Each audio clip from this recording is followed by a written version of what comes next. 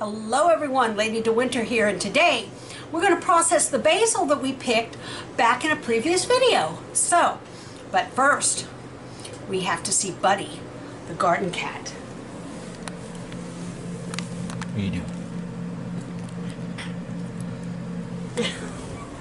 Okay, now that you've all gotten to see Buddy the garden cat, I hung this up in one of the previous videos and I showed you how to do it.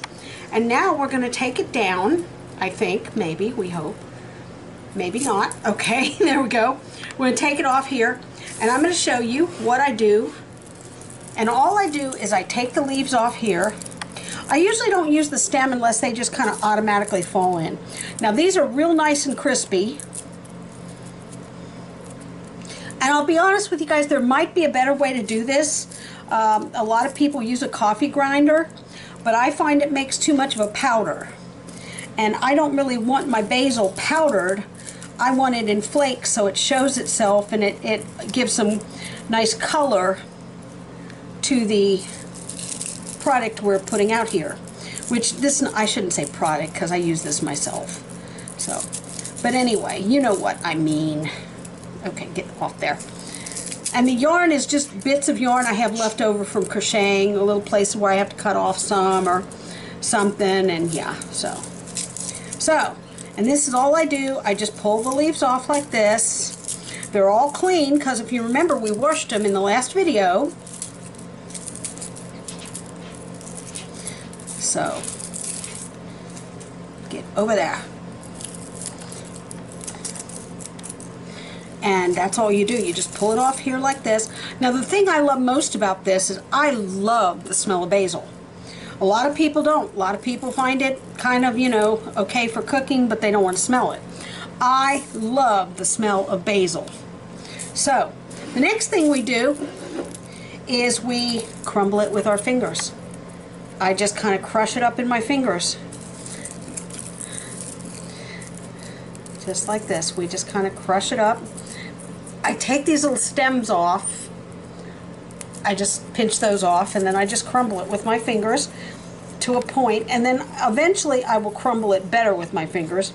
But first I just want to get it in this little bowl, kind of crumbled up and separated from the little stems.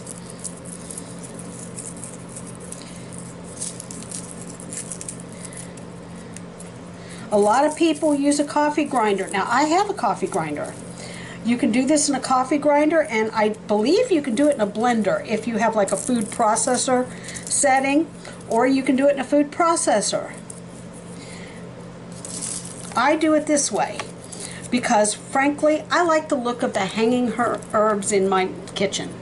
I think it makes the kitchen look cool. So that's my personal opinion. Everybody is different.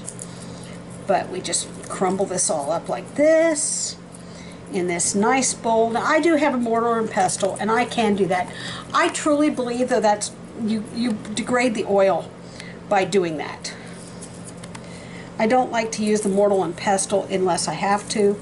And now with your coffee grinder, if you're using a coffee grinder for this, you will have to clean the coffee grinder frequently because this does have oil in it.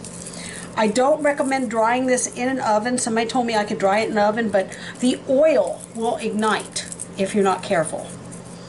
So it has to be on a low heat for a very, very long time, and I don't like to keep my oven going that long because it takes quite a while. So, and I just don't like to do that. So we'll grind this up like this. And you can, like I said, you can use a mortar and pestle if you want to.